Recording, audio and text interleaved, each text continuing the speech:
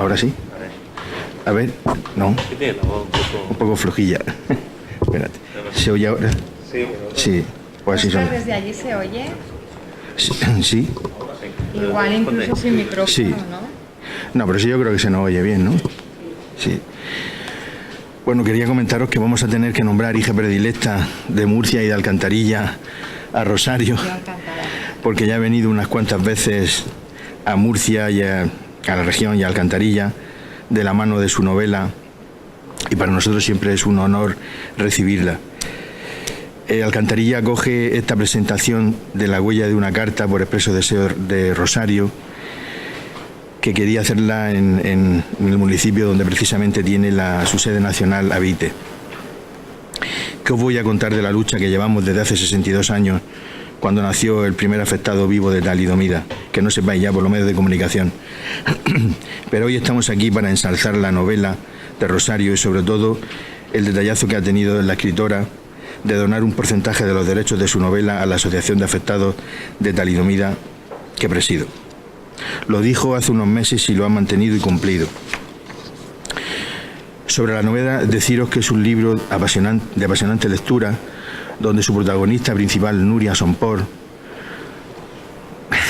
igual nombre que Nuria, la que fue concejala y ahora es senadora en Madrid, por su valentía, el coraje con el que se desenvuelve durante toda la novela entre una serie de acontecimientos y lugares, todo relacionado con los afectados de talidomida y el origen del fármaco, mezclando la realidad y la ficción con tal destreza que había momentos en que cuando la leí no sabía diferenciar yo mismo si lo que estaba leyendo en muchos casos era realidad o era ficción.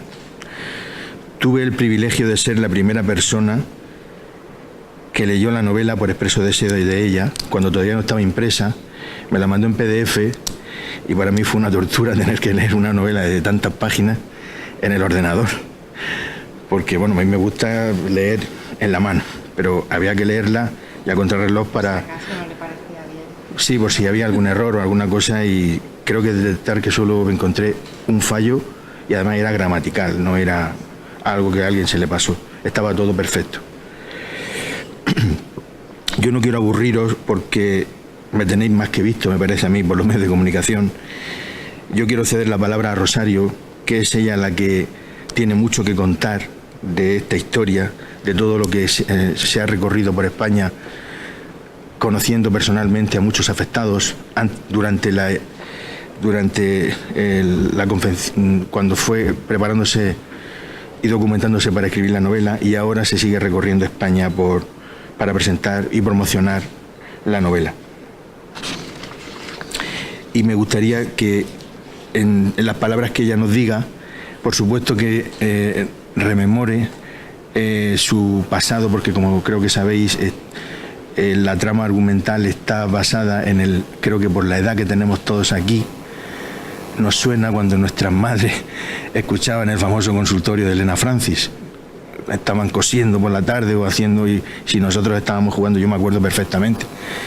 Y de ahí ella tiró del hilo argumental y ella se metió personalmente, estuvo en el archivo donde se guardan los miles y miles de cartas reales de ese consultorio, y me gustaría que os contara pues, todo lo que encontró de aquella España un poco oscura, y es apasionante lo que os puede contar. Y yo por mi parte quiero ceder la palabra a Rosario. Bueno, pues gracias, Pepe. Estas expectativas tan altas, intentaré responder. Bueno, pues quería agradeceros a todos la presencia. Por suerte esta mañana hemos podido estar juntos en el ayuntamiento, en el acto que hemos hecho, y pues no sé, me gusta sobre todo, ¿no?, que tengamos esta doble sesión. Y bueno, gracias también al técnico que se ha encargado de conseguir que aparezca aquí en la pantalla lo que había traído, pues para sobre todo que os resulte más amena la presentación, pero que en cualquier momento podéis intervenir y bueno, habrá cuestiones que incluso Pepe será capaz de responderoslas mejor que yo.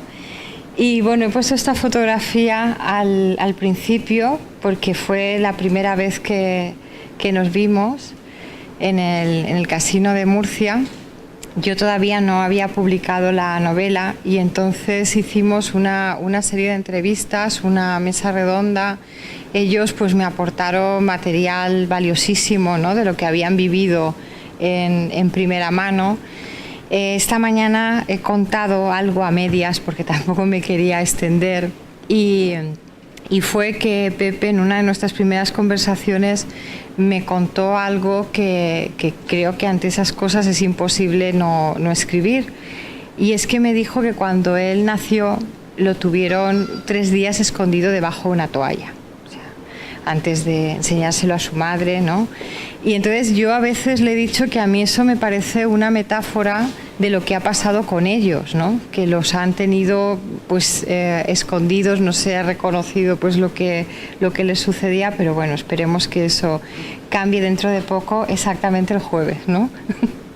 Y nada, he traído algunas fotografías, por ejemplo, en este está así en plan muy veraniego, Rafael Basterrechea, que es el vicepresidente de Habite, y Esther Fernández, que claro, además, bueno, esto fue en la Feria del Libro de Madrid, que como veis, ¿no?, por sus sonrisas, pues yo creo que son personas muy de admirar, porque nunca pierden el sentido del humor, ¿no?, y tienen pues una fortaleza que además es envidiable, ¿no?, en su situación. Y bueno, aquí estábamos todos juntos. Esta foto la hizo mi editora de Planeta, Purificación Plaza, y me dijo que se impresionó. O sea, que de alguna forma yo ya estaba más o menos acostumbrada, ¿no?, por nuestros encuentros anteriores, pero que a ella le había resultado tener enfrente a quienes eran los bebés que aparecían en mi novela, nacidos pues a finales de los 50, principios de los 60, porque la semana antes de que saliera La huella de una carta, yo me fui a vivir a su casa, a Madrid, y con una botella de agua de 1,5 litros en la mesa del comedor de su casa, la leímos completa, ¿no? O sea, imaginaos lo que supone eso, y cada vez que encontrábamos algo que no cuadraba, nos deteníamos, yo reescribía ese párrafo o esa frase, y bueno, aún así se nos escapó un error gramatical, ¿no? Como Pepe tiene la copia, ya nos dirá dónde. Y bueno, aquí estoy también con Josefina Montpeó, ¿no?, y María, que ellas son las representantes de Habite en Cataluña, durante una entrevista en la TV3. Y bueno, hemos hecho muchísimas cosas. Este chico ganó un premio precisamente con un documental sobre la talidomida en Radio Nacional, que además, cuando llegué, claro, ya conocía a Pepe, ya conocía a todos. Y bueno, os podría contar muchísimas cosas, ¿no?, de cómo ha sido el proceso, cómo ha sido la forma de llevar a cabo este libro, y sobre todo que nació de la estupefacción. O sea, yo me encontré un artículo que hablaba de Klaus Knapp, ¿no?, que se titulaba El detective de la talidomida. Y yo creo que como todos los que estamos aquí, ¿no?, pues que tenemos una cultura así media, pues yo pensé, ¿y cómo es que yo no sabía nada de todo este tema, ¿no? Y entonces empecé a pensar que era porque había intereses por los que esa historia, que no era nada ficticia, pues no había salido a la luz. Y bueno, ahí es que los que os dedicáis a la política también sabéis que en las entrevistas hay que tener mucho cuidado, porque siempre ponen como titular una frase que has dicho así de pasada, ¿no?, o que descontextualizada pues suena muy tremenda, pero bueno, en este caso lo de llamarlo codicia criminal yo creo que no va muy desencaminado, porque yo pienso que todos nos podemos equivocar mucho, un laboratorio farmacéutico por supuesto también, pero lo que no tiene nombre, o habría que llamarlo de esa forma, es que alguien siga comercializando un producto, en este caso un fármaco, una vez que sabe lo que produce. Y bueno, pues aquí estábamos los dos en esta entrevista con Julia Otero, así también nos sirve de balance de nuestra amistad y los bolos comunes que hemos hecho. Y bueno, no sé, yo creo que sumergirse en la escritura de una novela para mí es algo apasionante, porque durante esos años es como construirme un refugio, ¿no? Y mientras escribo es como si viviera dentro. Y, por ejemplo, pues claro, me pasaron cosas curiosísimas.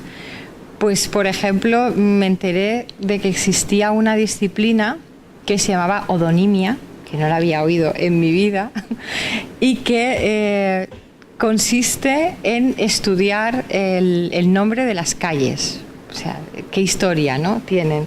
Y claro, la novela sucede en Barcelona, más que nada porque desde allí comenzó a emitirse el consultorio de Elena Francis, que a mí me ha servido como telón de fondo de esta historia, y me venía muy bien porque así se veía cuál era la situación de este país pues en 1962. Y claro, lo que me pasó con lo de las calles, yo cuando escribo utilizo Google Street View, ¿no? Y así voy viendo los personajes, por dónde van. Por ejemplo, si digo que Nuria salió del laboratorio cosmético y se fue en dirección a su casa, yo tengo que saber cuánto se tarda a su casa. Si va con tacones, eso también es una variante que sabemos muy bien las mujeres, o no, y si tiene que coger transporte público, o sea, todo ese tipo de cuestiones, que no es que yo sea demasiado obsesiva, que sí que lo soy algo, pero todo eso se hace por una cuestión de verosimilitud. Si el lector encuentra algo erróneo, ya no se cree lo demás, porque entonces lo que hice con el nombre de las calles, que algunas desde la Segunda República hasta la actualidad habían cambiado 4 veces. Entonces yo no solo tenía que saber por dónde pasaban y dónde iban en cada momento, sino cómo se llamaba esa calle en esa época.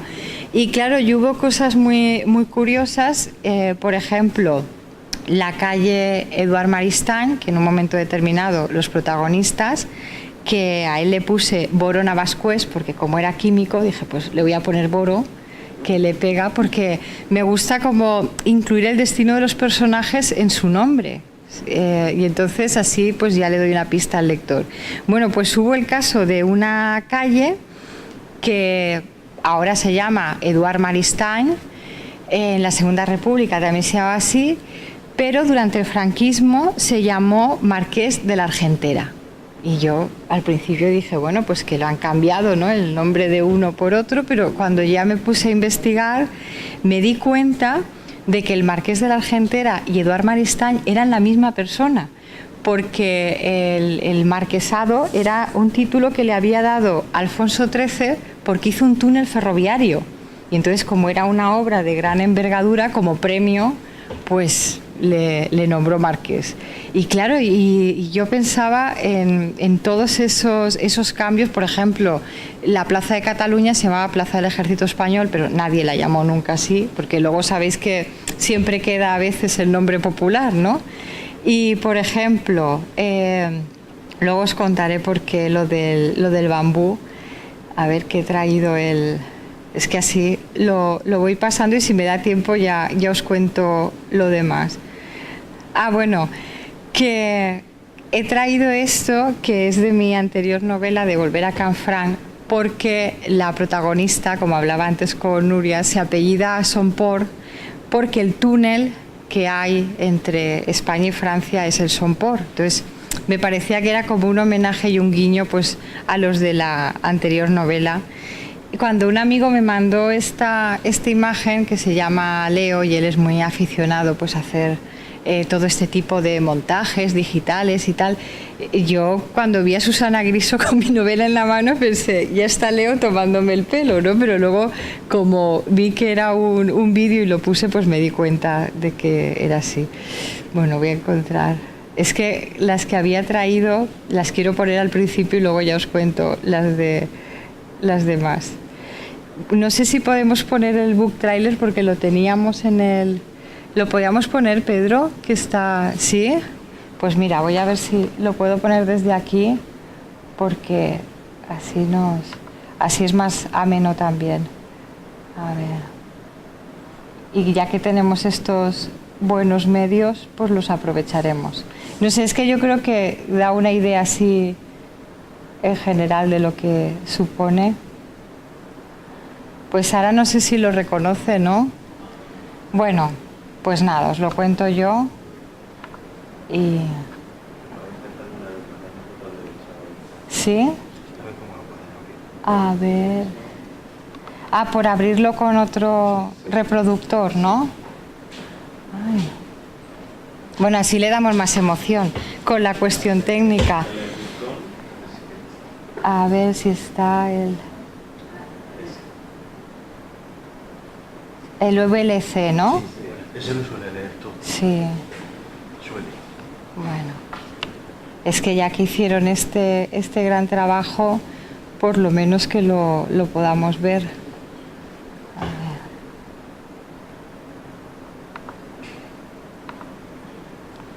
Pues creo que no. Pues no. Ah, sí, mira, por hablar. Vale.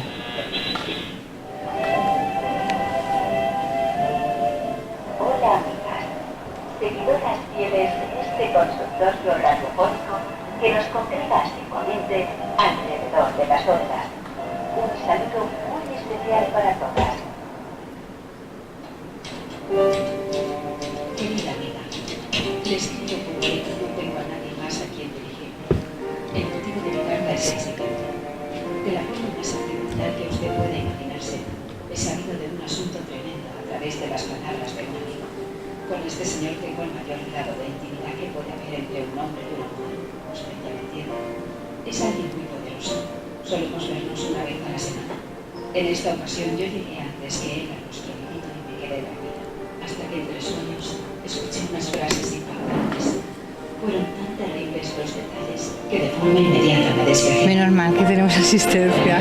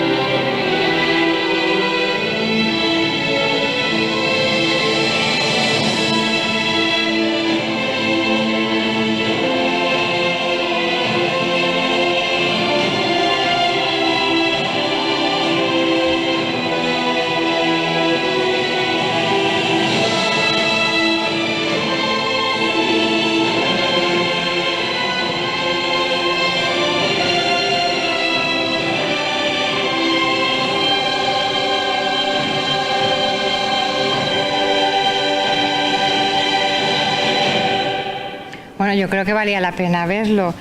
Y además estaba pensando que la persona que lo hizo, que se llama Lidia Esteban, estaba embarazada cuando hizo este book trailer. Y entonces mi editora le dijo: Lidia, yo te voy a contar la novela de pe a pa, porque claro, se la sabía mejor que yo, porque se la había leído unas 5 veces.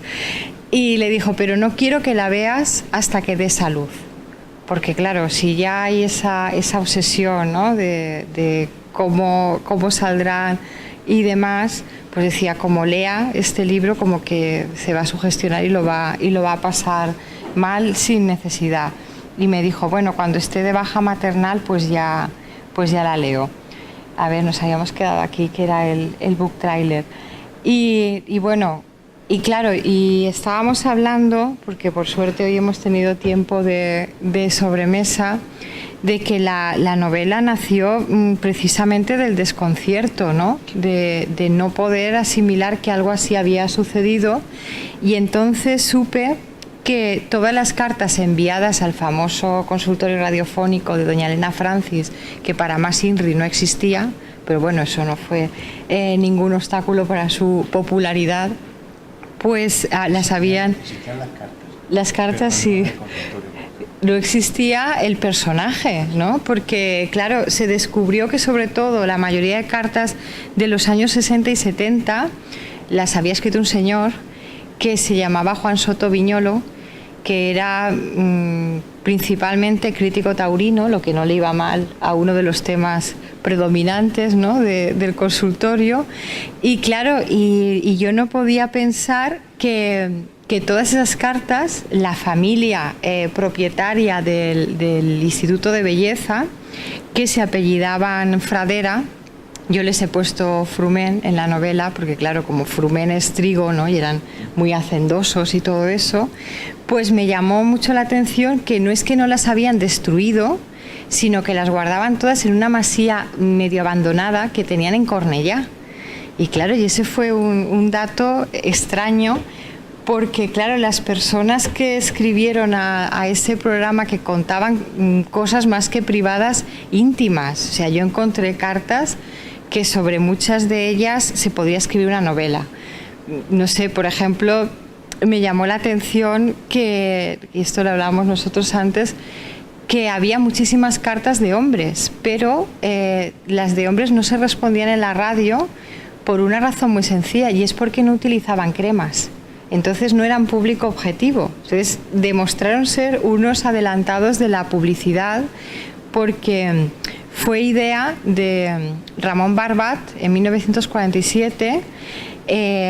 Este hombre, que fue el impulsor de los premios Ondas, nada menos, que todavía se siguen entregando, como sabéis todos, pues les dijo que en Estados Unidos hacían unas comedias de situación, allí ya había llegado la tele unos años antes, que patrocinaban marcas de jabón, y que ellos podrían hacer lo mismo con los productos del laboratorio cosmético, pero en la radio. O sea, y era todo una cuestión de ventas. Entonces, al principio eran consultas sobre temas de belleza, ¿no? Era, pues, no me crece el pelo, tengo acné. Y claro, tengo acné, es decir, mira, cuando tengas 30 años o 40 ya no tendrás acné. O señorito desea barba cerrada, esa también me acuerdo de ella, y lo que le pasaba al señorito es que tenía 23 años, o sea, la mayoría de cosas se curaban con la edad, ¿no? Y entonces también me di cuenta que tenía como la función de Google, ¿no? O sea, era una época de muchísima emigración y muchas personas le preguntaban la dirección del consulado suizo en Barcelona, por ejemplo. Nosotros lo buscaríamos en Google, pues otro que había perdido el reloj en una verbena. O sea, eran unas consultas a veces como muy, muy extrañas. Pero claro, luego estaban las auténticas cargas de profundidad, que eran las que realmente contaban la historia de este país con pelos y señales. O sea, y nunca mejor dicho lo de pelos y señales. Yo miré si había alguna de Segorbe, porque como yo soy de allí, dije a ver si conozco a quien la escribió, pero bueno, era una carta a la que encontré que no es que tuviera mucha sustancia, porque decía que quería comprar una crema anticelulítica, pero que como no sabía cómo estaba fabricada no se fiaba. O sea, eso era la carta. Pero luego, claro, por ejemplo, una de las que más me impresionó era de una mujer que decía que a través de un amigo de su marido se había enterado que iba a bares de mala nota, porque además era una época llena de eufemismos, o sea, a nada se le llamaba por su nombre. Y claro, y bares de mala nota es lo que ahora llamaríamos bares de ambiente, o sea, porque había solo hombres. Y claro, y lo peor no eran las consultas, ¿no?, que planteaban, porque al fin y al cabo ya era un acto de valentía, ¿no?, atreverse a escribir, enviar la carta, pero el delito estaba en las respuestas, porque aquella le decía que comprara cerveza, ¿no?, para tener en su casa y que su marido no tuviera que salir a esos bares, y que poco a poco se iría pasando la afición, como si ser homosexual se equiparara al fútbol o a los toros, ¿no? Y claro, pues ya sabemos que no es ninguna afición, ¿no? Que es algo pues que tiene más que ver con la identidad, incluso con la orientación sexual. Y claro, y entre los casos, ¿no?, y son las que he reproducido en la novela, hubo algunas que me marcaron especialmente. Y yo, la prueba que me hago para escribir algo es que, claro, como todos vivimos en una época en la que dicen que la cantidad de información que se produce desde el 2005, cada 2 días y medio, hasta ahora, el futuro ya será elevado a la enésima potencia, equivale a toda la cantidad de información que se produjo desde el origen de la historia, entendiendo el origen de la historia como el principio de la escritura, hasta ese 2005. O sea, es inasumible. Entonces, como continuamente estamos escuchando historias que nos cuentan, leyendo artículos, leyendo ensayos, las oímos en la radio, aunque no en el consultorio de Elena Francis,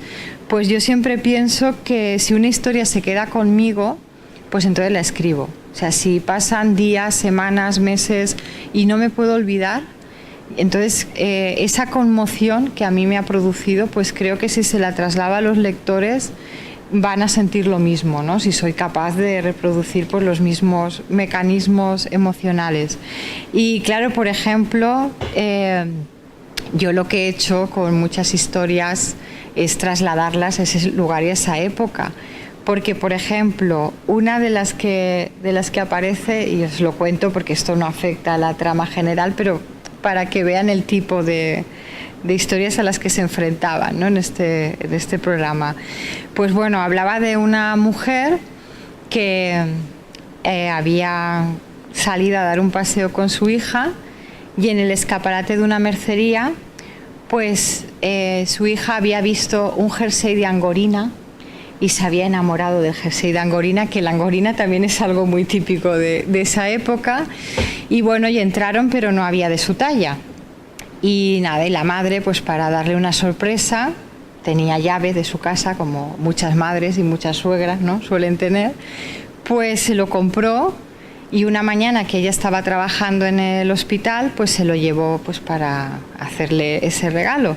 Y entonces, cuando entró en la casa, pues estaba la radio puesta a todo volumen y dice que en el dormitorio de su hija y de su yerno, que se estaba preparando las oposiciones a juez, pues vio una mujer que no tenía nada que ver con su hija, porque su hija era rubia y además decía, mi hija es rubia de nacimiento porque le he lavado el pelo con camomila todos los días, ¿no? Entonces dices, bueno, y nada, vio una mujer morena de espaldas con el pelo muy largo, una falda de tubo, unas medias con costura, tacones, a las 12 de la mañana, ¿no?, que dices en Nochevieja, no se sabe lo que se pondrá ya, y claro, y le llamó mucho la atención y entonces se escondió detrás de las bisagras de la puerta y cuando se giró y la vio pasar por delante, pues escribía literalmente, llevaba los labios pintados de un rojo encendido, las pestañas muy largas, que para mí que eran postizas, y era mi yerno. Entonces, claro, lees algo así, ¿no?, y tienes una especie de shock porque todos pensamos automáticamente, tenía un amante, ¿no?, que es como lo fácil, pero claro, los que escribimos nunca tenemos que buscar lo fácil, es decir, por lo menos pretender que sean historias menos habituales. Y claro, imaginaos a aquella pobre mujer con el jersey de angorina en la mano. Entonces, ese tipo de temas, por supuesto, no existían en esa época y no se les daba cabida en los medios, porque si esa carta la hubieran emitido por la radio habría sido un escándalo, porque claro, era como la realidad que se ocultaba. Y bueno, yo supe que cuando se encontraron ese 1.000.000 de cartas en la Masía de Cornellá, pues fue porque el ayuntamiento había adquirido ese inmueble a la familia Fradera, porque querrían hacer un centro así, ¿no? Ya les gustaría tener algo así, porque de momento está, al menos por fuera, está como estaba.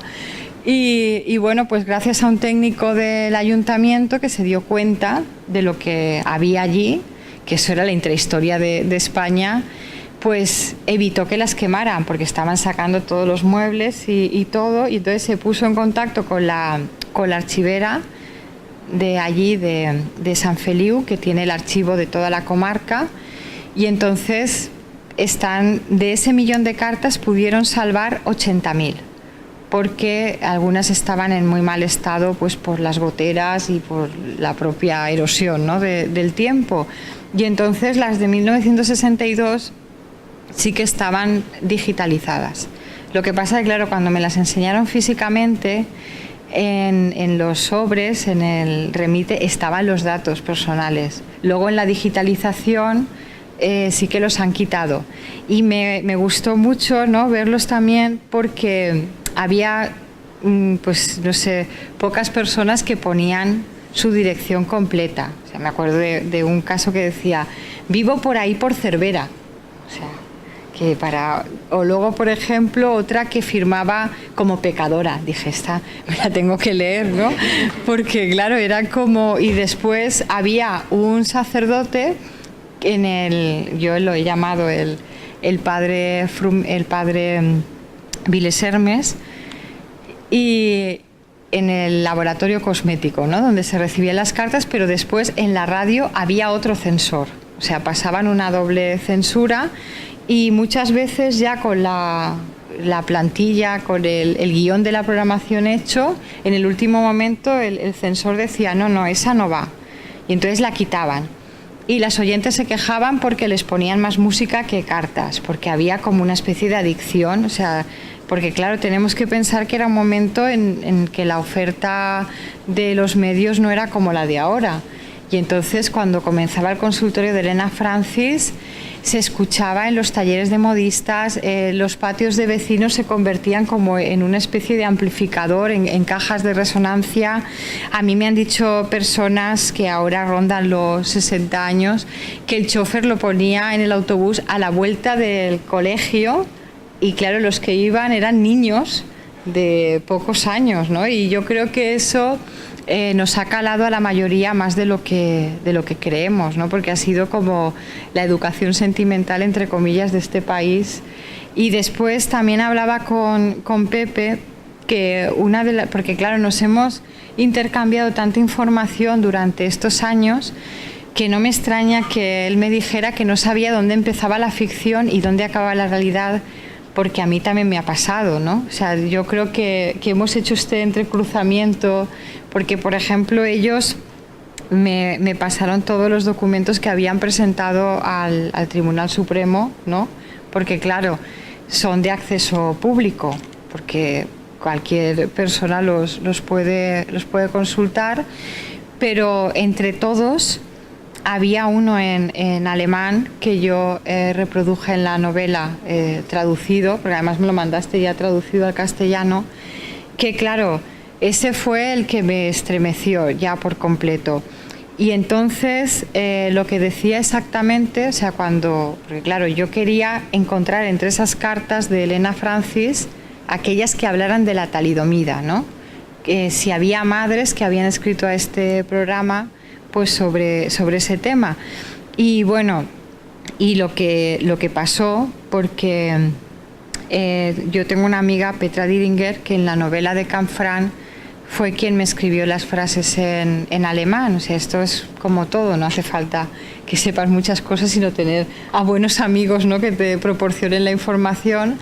Y ella me dijo, Petra, que su madre trabajaba en la clínica universitaria de Hamburgo, que aparece en mi novela, está en el barrio de Eppendorf, ¿no?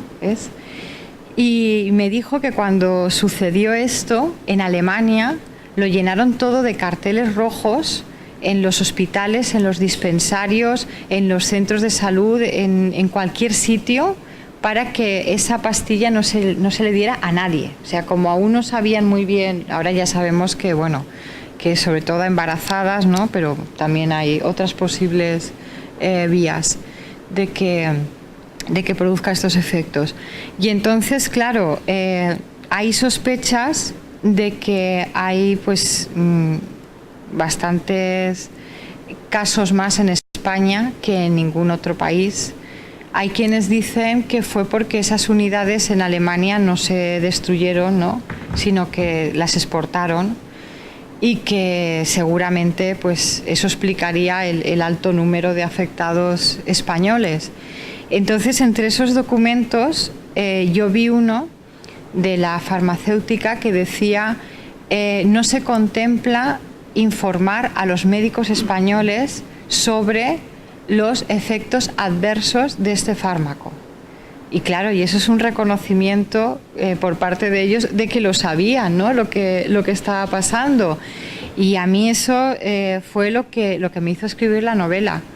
O sea, porque todos tenemos, por desgracia, casos, ¿no? Pues no sé, en este país, sin ir más lejos, pues el aceite de colza o los trabajadores de las fábricas de amianto, ¿no? Quienes manipularon uralita también, que luego han desarrollado enfermedades relacionadas con eso.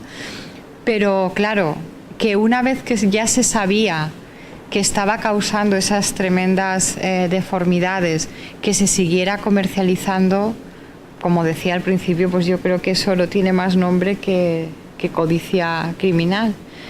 Bueno, que si alguien quiere intervenir, es que como ven me gusta mucho hablar y podría estar aquí, no sé, alguna cuestión que queráis plantearnos a Pepe o a mí, y si no, continúo con... Ah, bueno, ahora la van a traducir al árabe.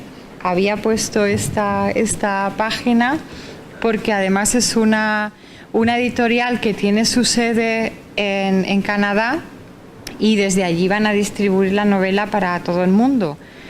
Entonces, claro, nosotros hemos estado comentando esta mañana que se sabe más o menos los casos y también les decía, yo me tengo que fiar de que ahí, o sea, que ese es el principio de mi novela, porque claro, entre que está escrito de derecha a izquierda, bueno, 1962 parece que lo dejan igual, pero bueno.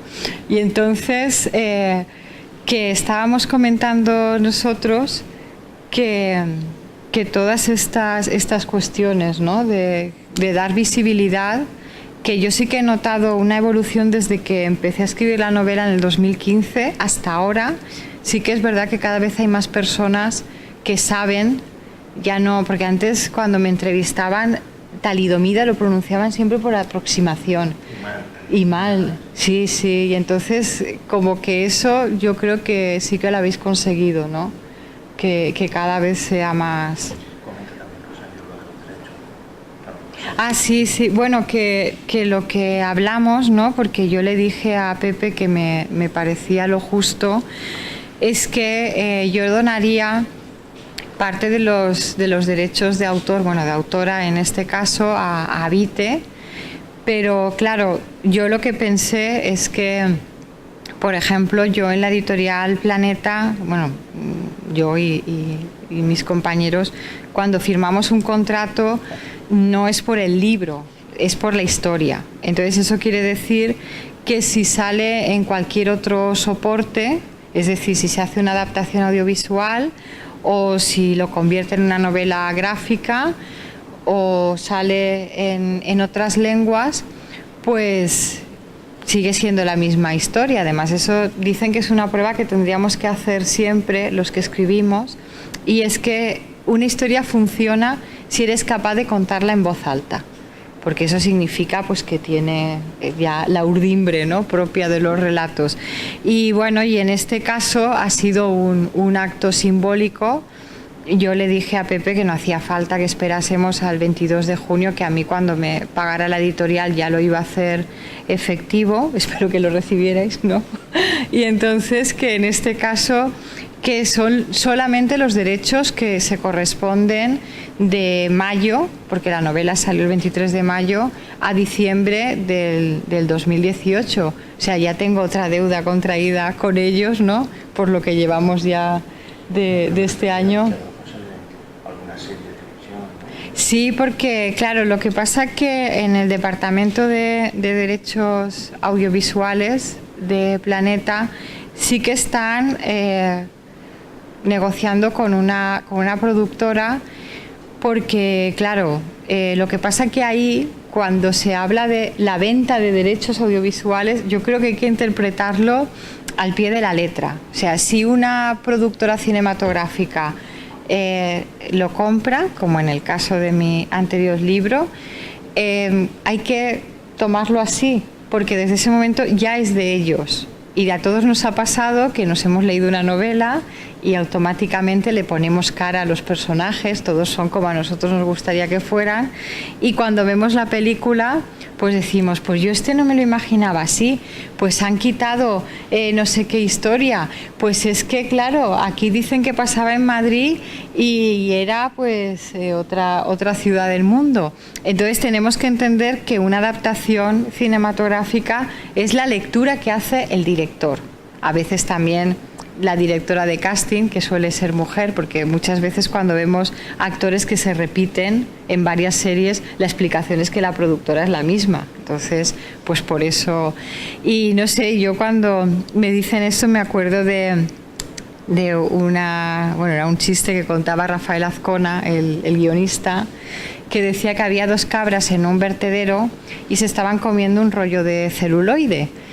Y una cabra le decía a la otra, está bueno. Y dice, sí, pero cuando nos comimos el libro me gustó más. O sea, pero a ver, yo también pienso que puede suceder al revés. Y en este caso no voy a decir nombres, pero todos tenemos en mente algunas películas que han sido mejor que el libro, ¿no?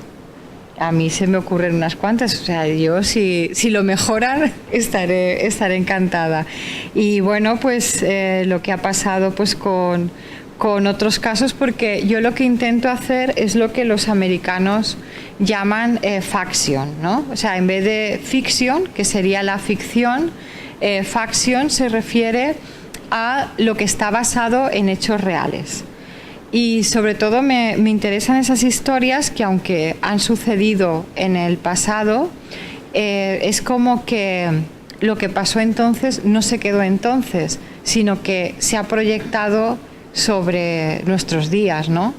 Y entonces, pues cuando ellos han tenido que escuchar que lo suyo había prescrito, pues yo creo que es una evidencia pues que no es así, ¿no? Entonces siempre he intentado buscar ese tipo de historias, porque creo que muchas veces nos explican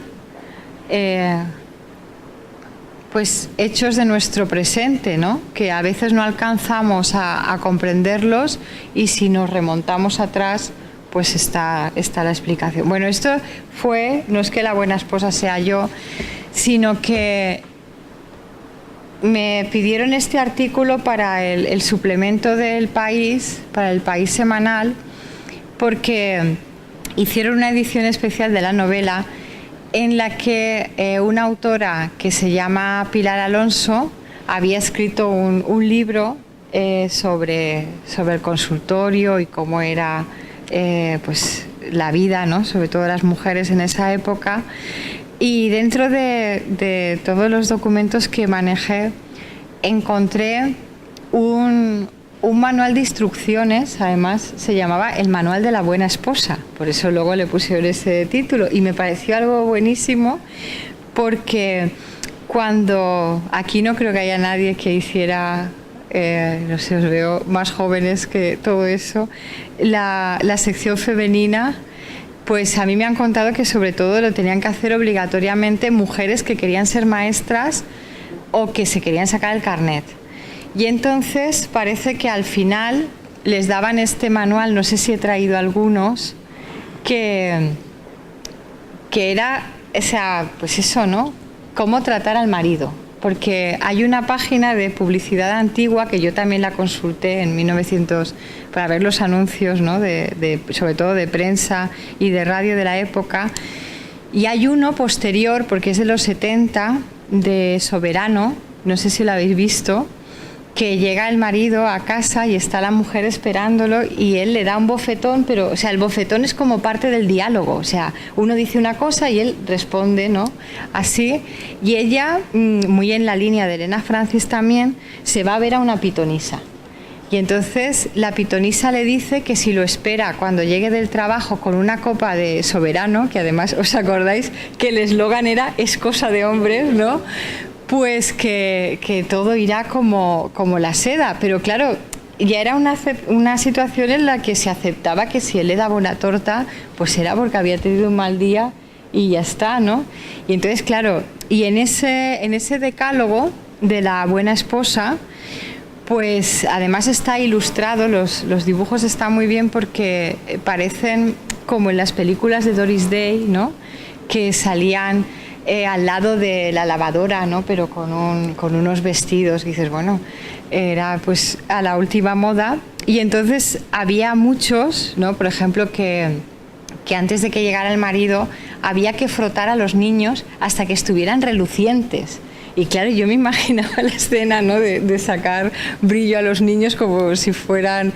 Y luego otro de los mejores decía, si él sale a divertirse sin ti, no te molestes, entiende su mundo de compromisos, ¿no? O cuando él llegue, procura no hablar demasiado porque seguramente lo que él tenga que contarte siempre será más interesante que lo que tú tengas que decir, ¿no? Pero es que ahora todos los que estamos aquí nos sonreímos, pero que eso se tomara al pie de la letra, pues era lo tremendo, ¿no? De todo. Y, por ejemplo, a ver, ¿dónde estaba? Bueno, sí, aquí lo que pasa es que no se ven, no sé si lo veis a la derecha, en esos recuadros que salen, que se ve a una mujer, por ejemplo, en la primera dice, luce hermosa. O sea, ella tenía que estar de punto en blanco, ¿no? Para cuando llegara su marido que la viera como una estrella de televisión. Y bueno, y esta la he puesto también porque me hizo así una ilusión especial que la Diputación de Teruel había entregado el lote de libros número 3000 y fue casualmente la huella de una carta. Entonces el jueves estuve allí donde es esta foto en Monreal del Campo, pues para agradecerles que lo hubieran elegido. Bueno, que no sé, decidnos algo porque si no pararíamos, ¿no? Ay, yo creo que el tema da para una novela y para varias. Pero lo que me resulta chocante, y además pienso que es un tesoro extraño que se conserva todavía las cartas de la Francia. Yo sí, recordado, tengo 64 años, me ha gustado siempre la historia de mi país porque dicen que la historia evita cometer los últimos errores. Y evidentemente es curioso, ¿no? Aquellas radionovelas, aquella que se llama Simplemente María. O Amarrosa, ¿no? Que venía la costurera a mi casa y bueno, aquello era el día de la radio. Allí la costurera, mi madre, mi tía, trabuta alrededor de la radio y el que hablara se dio un pescozón, eso estaba para blanco. Entonces, es una España distinta y también es cierto que ha dicho una cosa que me ha llamado la atención, pero que hay que ver también siempre, ¿no? Como desde el punto de vista, digámoslo, negativo. Se habla ahora mismo de la época de la historia de España que se sufrió después de la guerra, no quiero con ello dar razón a nadie, pero siempre me gusta desde un punto de vista objetivo ver el porqué de muchas de las cosas que se dijeron, que desde luego son asombrosas. Tenía que ver también con aquella España que no tenía mucha formación, no tenía mucha cultura, no tenía mucha higiene. Entonces, claro, es como digo yo, igual que la religión son códigos de conducta desde que el hombre es hombre, o cada dictador, cada gobernante en su momento trata de dar su puntito. En uno es aceptado, en otro es menos aceptado, está claro. Ahora, lo que es curioso es que hoy en día, por tanta transparencia en la comunicación, la gente no tiene la capacidad de discriminación que antiguamente, o los que tenemos mi edad, antes teníamos que leer entre líneas, precisamente por aquella censura. Entonces es curioso, me ha llamado mucho la atención cuando he manifestado lo de las cartas, los pares de ambiente, digámoslo. Eso sí lo he vivido yo en mi época universitaria en Murcia, ese contraste entre la oficialidad, la doble vida y demás, ¿no? Y la vida cotidiana, ¿no? Porque yo estoy buscando en el tema de la vida aquí en Murcia, por vía propia, porque claro, yo no tengo como otros miembros de la asociación que han tenido la suerte de que su madre guardara el frasco de la medicina. Esta mañana decíamos que eso es síndrome de Diógenes, porque una persona que ha guardado una receta 60 años es muy extraño. Yo en mi caso lo único que siempre he tenido, y lo digo así orgullosamente, es que mi madre me lo dijo, me lo creí, pero aparte 2 tías mías, más un primo mío, que fue fue el secretario de Control del Colegio de Arquitectos, cuando yo nací, están vivas, recuerdan perfectamente mi nacimiento, hay un corte que creo que fue un escándalo, conocen que en aquellos tiempos el medicamento de la talidomida de Murcia venía igual que la penicilina de extranjero. O sea, venía de Alemania, pues yo nací en el 53, en el 54, y entonces venía, digámoslo, igual que la penicilina que no había en España, venía de contrabando. Además, hubo un momento en Alemania que fue el segundo medicamento más vendido después de la aspirina. Porque, claro, estaba pensando mientras intervenía que esta novela, ¿no? Los que escribimos hacemos ficción, pero en varios sentidos de la palabra, porque tiene mucha razón que, claro, ver estos hechos a la luz de 2015, 2016, bueno, el tiempo que estuve escribiéndola, claro, es que había que meterse en la piel, ¿no?, de estas personas, de una sociedad con miedo y de cómo funcionaban entonces las cosas. Y sí que hay algo, ¿no?, por lo que decía, de rastrear siempre los orígenes, que lo que pasó después de la Segunda Guerra Mundial, sobre todo, es que había muchísimos casos de personas que morían por el uso de barbitúricos, incluso algunos famosos, ¿no?, que todos tenemos en mente. De esos casos no se sabía hasta qué punto algunos era porque se les había ido la mano con la dosis, o en otros casos eran muertes accidentales, o en otros eran directamente suicidios. Claro, estamos hablando de una población europea hundida por completo. Quienes no tenían secuelas físicas de la guerra habían perdido algún familiar o tenían vivencias terribles. Y de repente apareció la talidomida como la panacea. Y claro, y algo muy curioso que yo también descubrí durante este proceso, que no lo hubiera imaginado en la vida, es que los medicamentos que más interesan a los laboratorios son aquellos que no tienen efectos secundarios, aunque a priori no sirvan para nada. O sea, si no sirven para nada, da igual. O sea, el problema viene cuando producen pues cosas, ¿no? Entonces, ellos dicen, bueno, vamos a patentarlo y después ya les buscaremos un uso. Y entonces, en ese caso, claro, los anuncios que yo he visto sobre talidomida, parecía que de repente habían encontrado el santo grial, porque tenía un efecto sedante muy potente, pero te podías tomar un frasco de talidomida que, mientras no fuera una embarazada, no pasaba nada. O sea, nadie podía morir por intoxicación con talidomida. Y entonces, claro, históricamente, pues es un hecho terrible también, ¿no? Porque luego aquí hay una cuestión, y es que parece que fue fruto de la experimentación, que se descubrió el gas sarín, ¿no? Porque todo esto de la guerra química nos suena hace 4 días, cuando ya hay constancia de que en la Primera Guerra Mundial se utilizaron armas químicas. Y parece que en los laboratorios de Hitler, cuando se supo pues de las aplicaciones que podía tener el gas sarín, que de hecho nosotros hemos asistido a un atentado, por ejemplo, en el metro de Japón, que se hizo con esa sustancia, pues automáticamente parece que Hitler dijo que si eso caía en manos del enemigo, que ellos necesitaban cuanto antes desarrollar un antídoto. Y claro, los efectos del gas sarín son sobre todo efectos que afectan al sistema nervioso. ¿Cuál fue el antídoto? Pues parece que fue la talidomida, o sea, un sedante que los soldados tendrían que llevar por si eran atacados con el gas sarín. Además es muy curioso porque el nombre de sarín es un acrónimo, o sea, son las iniciales de los nombres de sus descubridores. Y claro, pues esos soldados se tomaban unas pastillas de talidomida y mitigaban los efectos.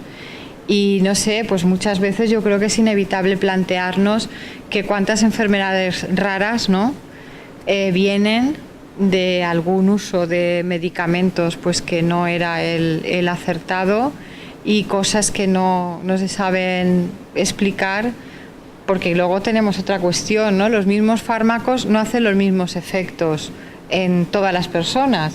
Y luego hay una cuestión de administración de... Bueno, yo es que tengo un cuñado que trabaja en un laboratorio de Breno, que él es el que me ha contado todas estas cuestiones sobre las moléculas, ¿no? Porque, claro, lo que pasó con la talidomida es que había dos tipos de moléculas aparentemente iguales, pero que sus componentes ocupaban distintas posiciones en el espacio, y eso producía, en un lado, el efecto sedante, que era el que se buscaba, con la molécula que estaba bien, por decirlo de alguna forma, pero la otra era teratogénica, ¿no? Se dice que la teratogénesis etimológicamente quiere decir que tiene la capacidad de producir monstruos.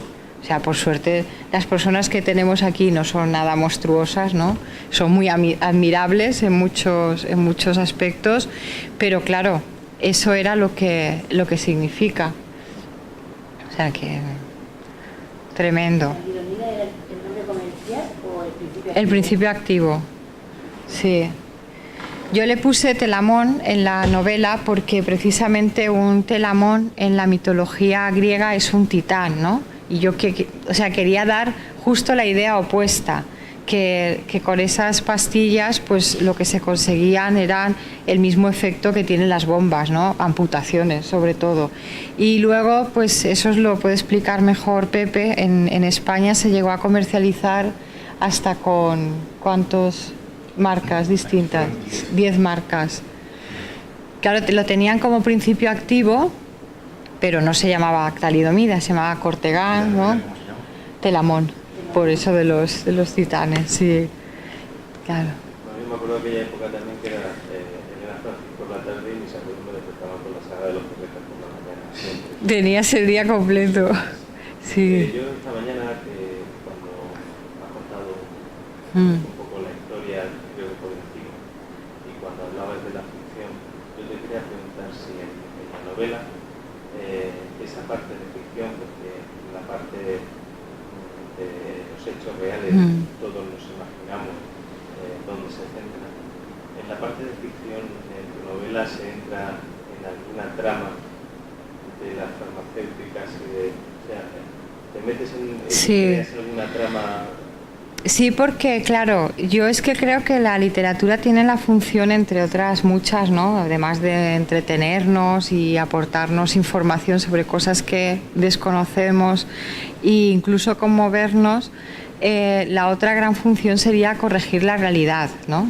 Entonces, en la novela las cosas suceden como a mí me hubiera gustado que terminaran, ¿no? Porque el hecho sí que es verdad que es el mismo, y entonces lo que pasa en la novela, porque eso sí que lo hablábamos esta mañana, es decir, bueno, tenemos soportes, ¿no? O géneros rigurosos, como el ensayo histórico o el documental, y luego tenemos las novelas y las películas, pero ¿cuándo lloramos? Con las películas y con las novelas, ¿no? Con un ensayo, pues bueno, hay determinados temas pues son más que para echarse a llorar, para echarse a correr de lo terribles.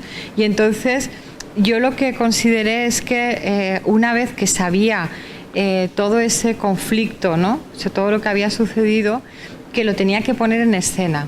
Y para eso necesitaba unos personajes para que el lector se pusiera en la piel de esas personas.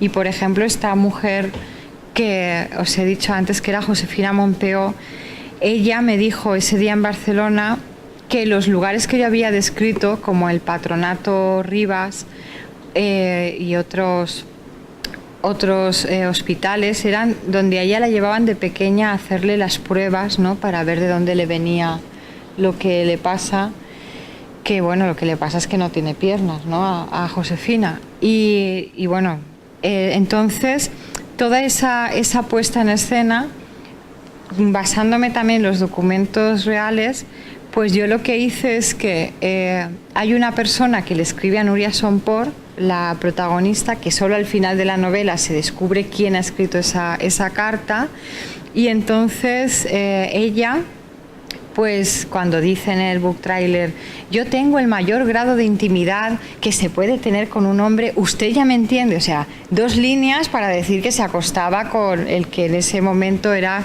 el representante del gobierno de Madrid en Cataluña, en la calle Mallorca. Además, el nombre lo he cambiado mínimamente, le he puesto Ulrapós, ¿no? Pero tampoco dista mucho.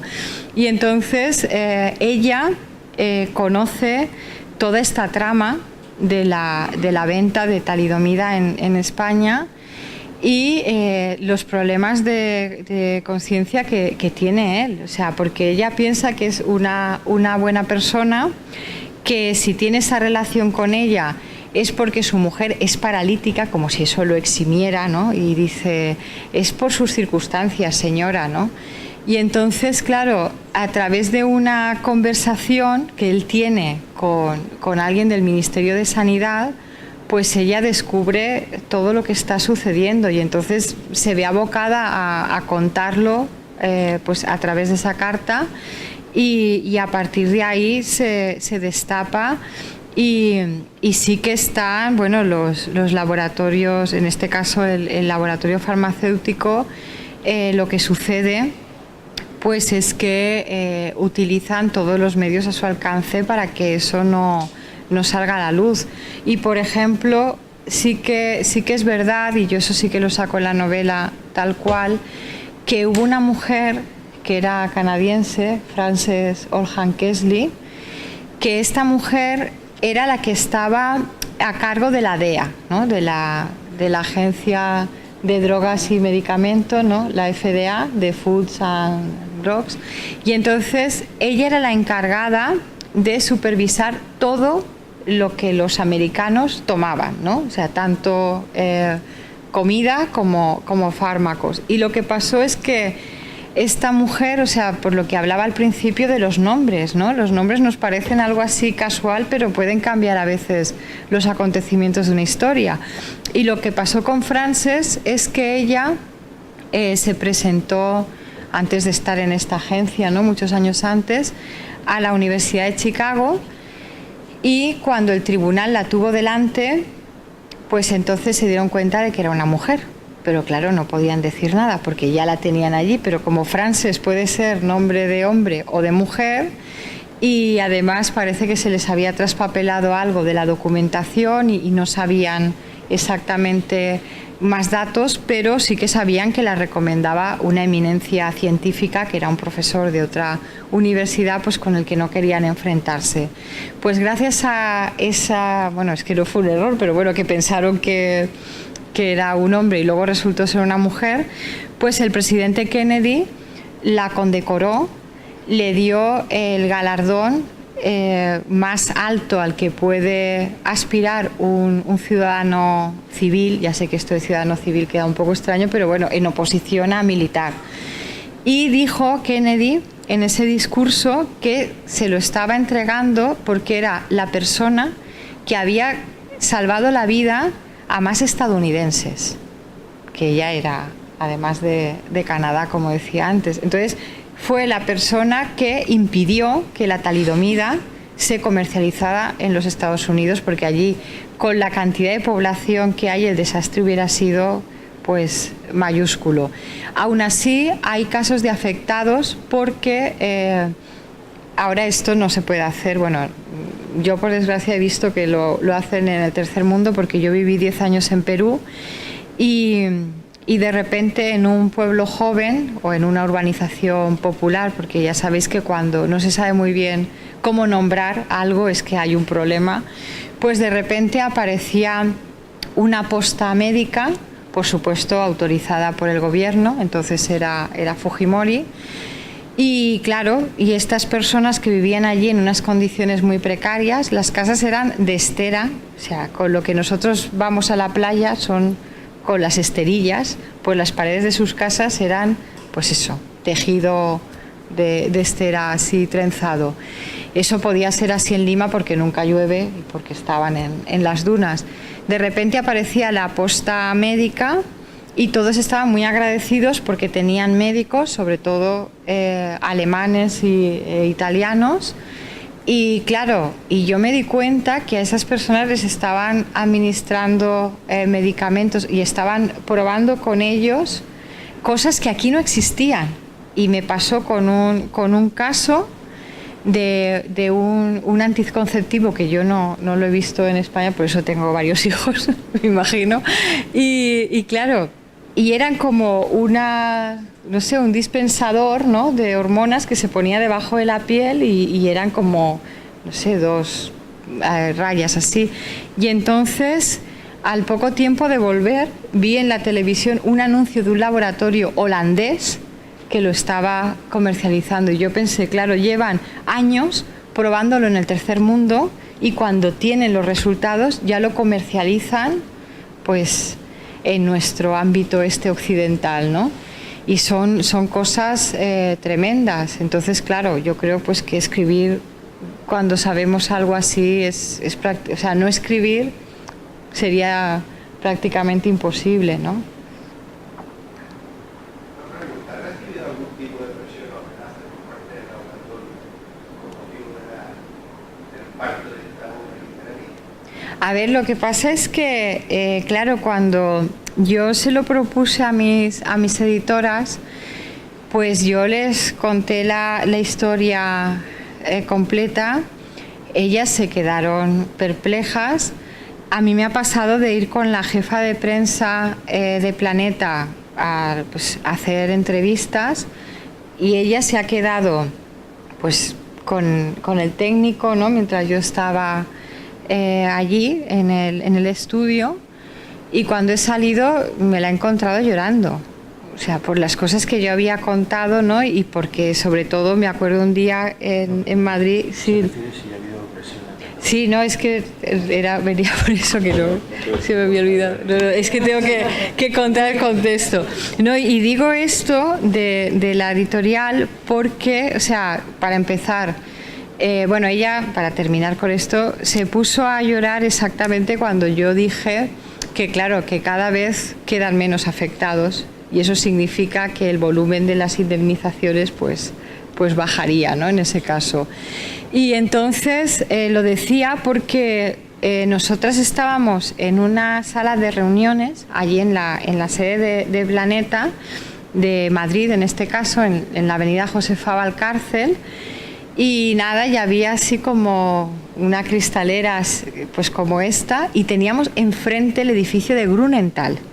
O sea, pero además era como lo primero que se veía, ¿no?, porque es una zona pues con muchas empresas, y claro, era como que estábamos allí a la sombra, ¿no?, del causante y del laboratorio.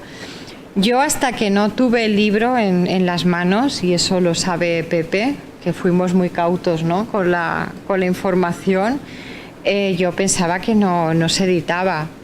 Y no sé, y en Planeta me dijeron, mira, a estas personas les han dado la espalda ya muchos organismos oficiales, y sobre todo quien tendría que haber respondido, como respondió en Alemania, que es el laboratorio, y nosotros no vamos a hacer lo mismo.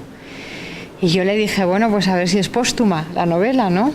Porque yo no voy a negar que yo tengo miedo, no es lo mismo meterse contra un laboratorio farmacéutico que contra un concejal de urbanismo, aunque sea de una ciudad grandísima, ¿no? Entonces, pero yo creo que también tenemos que denunciar estas cuestiones.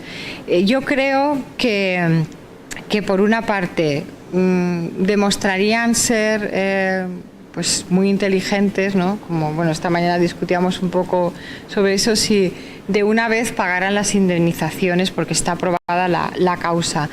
Pero yo creo que no les conviene hacer demasiado ruido con el libro para que no pase lo que ha pasado con Fariña, ¿no? Porque claro, que salía este alcalde de Ogrove, no nos habíamos enterado nadie, y eso que llevaba 10 ediciones en la calle, porque no sé, cuando leemos un libro como Fariña o una novela, son tantos los datos que no podemos retenerlos todos. Claro, yo creo que este hombre, interponiendo la denuncia, lo que ha conseguido es el foco sobre él, ¿no? Porque eso se llama el efecto Streisand. Y esto surgió porque un medio estadounidense sacó La casa de Barbra Streisand en Miami y entonces ella los demandó porque pues eso pues forma parte de su vida privada y demás, y entonces pues todo el mundo quería ver cómo era la casa de Barbra Streisand, cuando hubiéramos dicho, bueno, pues una mansión como cualquier otra, y se le llama el efecto Streisand precisamente porque cuando se intenta silenciar algo se consigue siempre el efecto contrario, es decir, es la teoría del eco, ¿no? Entonces, claro, yo me quise curar en salud, ya que hablamos de farmacología, ¿no? Y lo que hice fue no poner en ningún sitio ninguna marca comercial que perteneciera al laboratorio, y de hecho no aparece Grünenthal, pero como Pepe sabe perfectamente, cuando pones en Google talidomida aparece el laboratorio, igual que si yo pongo aspirina, pues dice Bayer, ¿no?, al lado, y así con muchas más cuestiones. Entonces, pues bueno, yo pensaba que cabía la posibilidad de que pararan la edición, porque una edición de un libro se puede parar pagando dinero. Si tú al editor le das... ¡Ay! Pensaba que era... Sí, que le ha lanzado la pelota al perro. Sí, sí.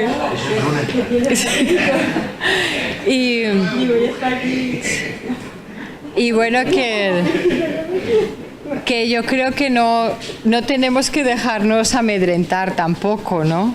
Porque yo creo que, bueno, que antes le harían algo a Pepe que a mí.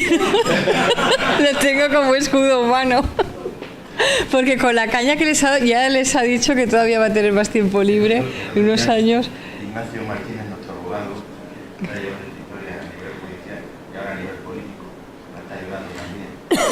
Me dijo, palabras después, dice, Pepe, dice, no sé cómo a ti no te anda ya un par de hostias. Dice, porque, claro, por las declaraciones que se hacen,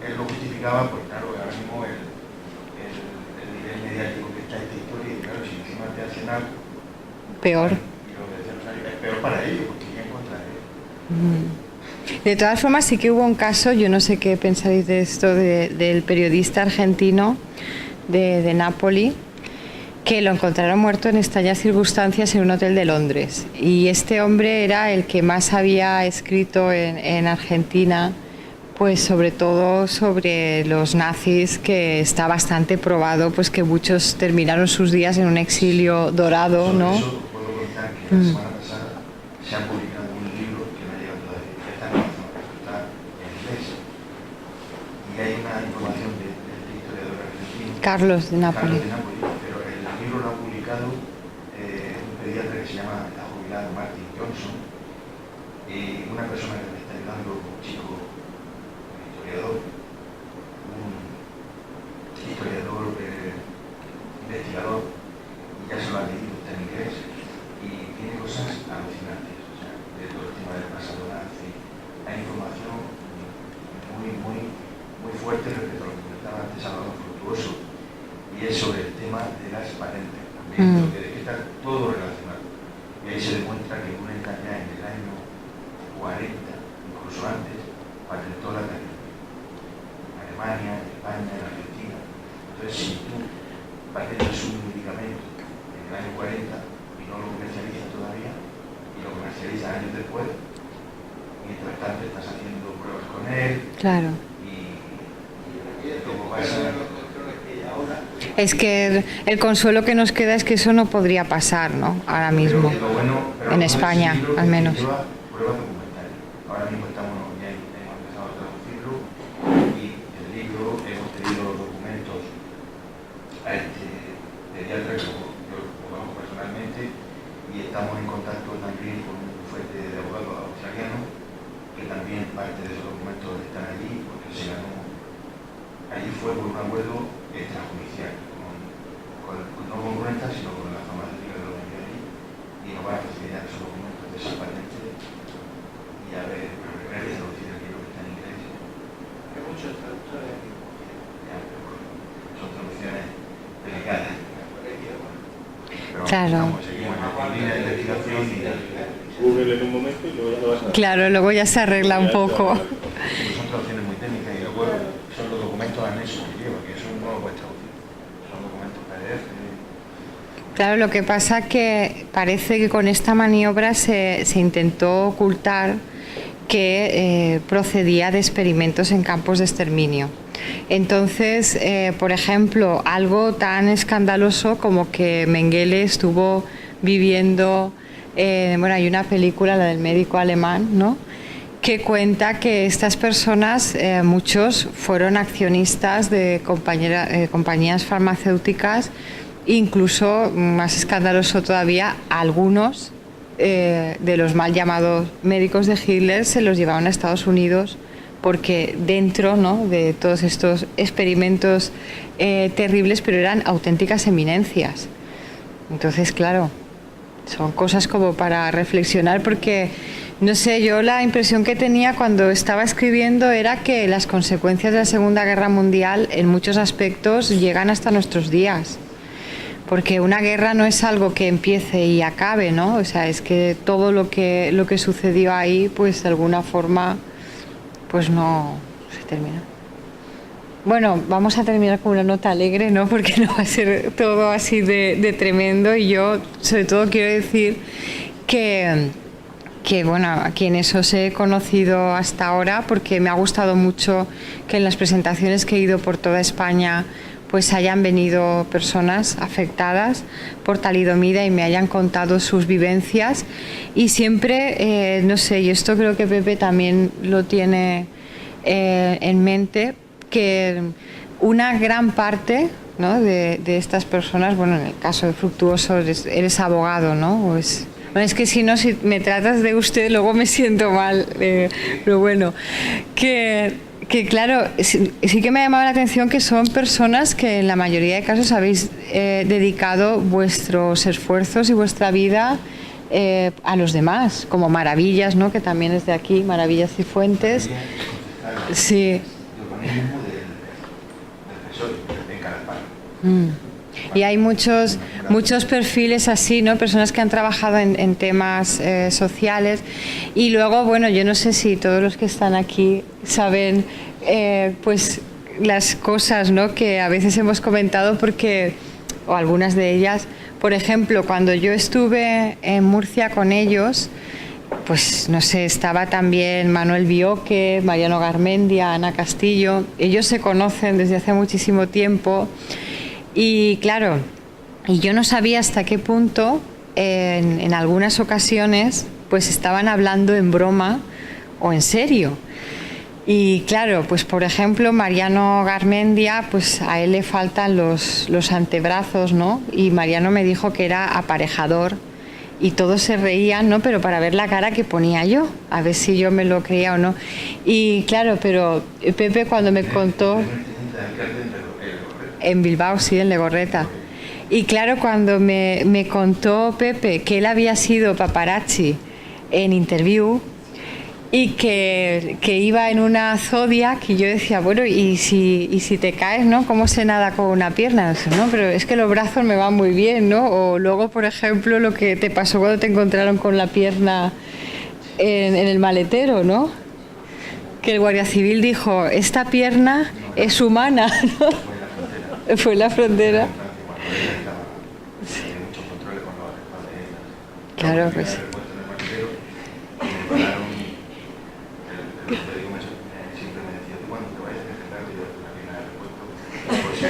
Como la rueda de repuesto, ¿no?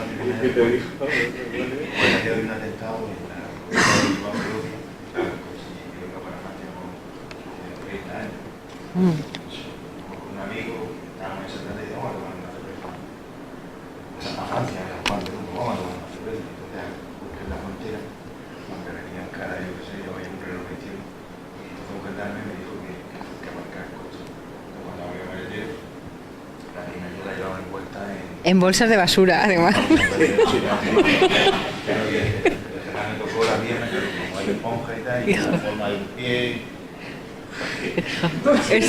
Es humano, es humano.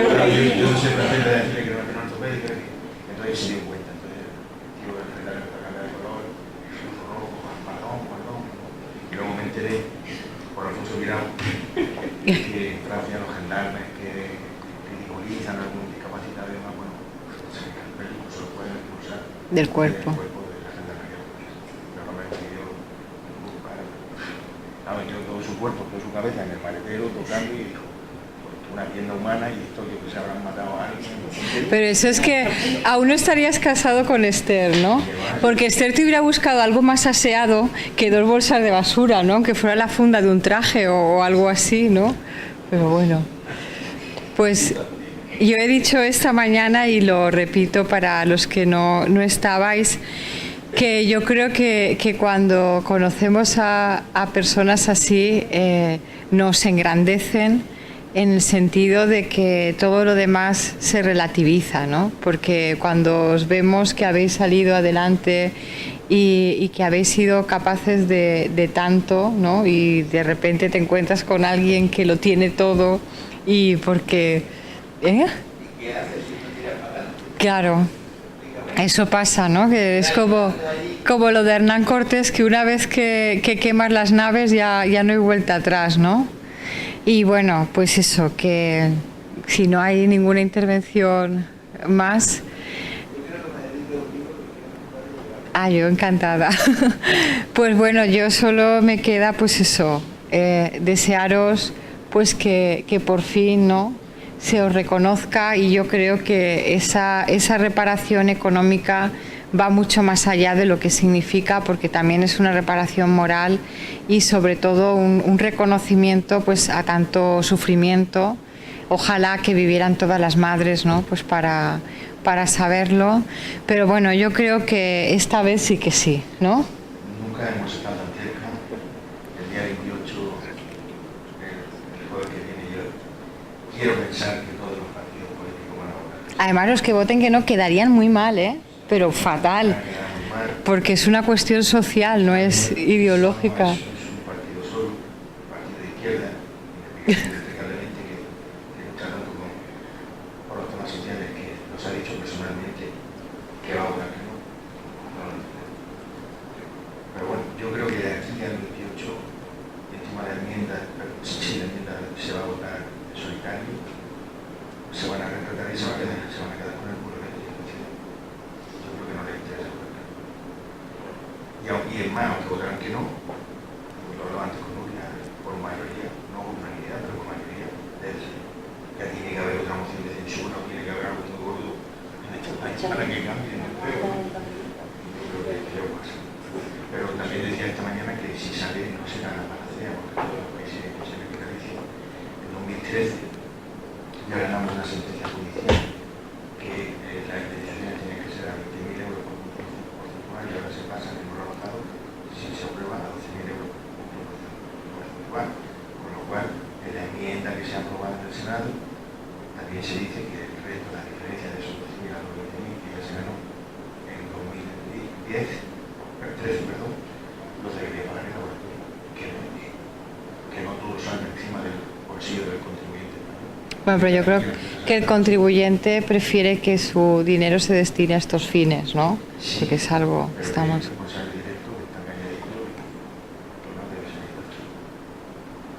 Bueno, pues veremos lo que pasa el jueves. Nuria, ¿cómo estará allí? Nos lo contará de primera mano. Vale, no, que han pasado del Senado al Congreso. Sí, que estábamos hablando antes que habías estado en las 2 sesiones, ¿no? Pues bueno, parece que falta menos, ¿no? Bueno, pues muchísimas gracias por esta acogida en Alcantarilla, y bueno, espero volver pronto, aunque hagamos la siguiente entrega simbólica de otra forma, pero bueno, siempre tendremos excusas. Una película o una serie de televisión. Pues sí, estaría bien que se proyectara aquí, ¿no? En el primer sitio. Pues bueno, ojalá, ¿no?, que se cumplan todos los buenos deseos. Gracias. Ay.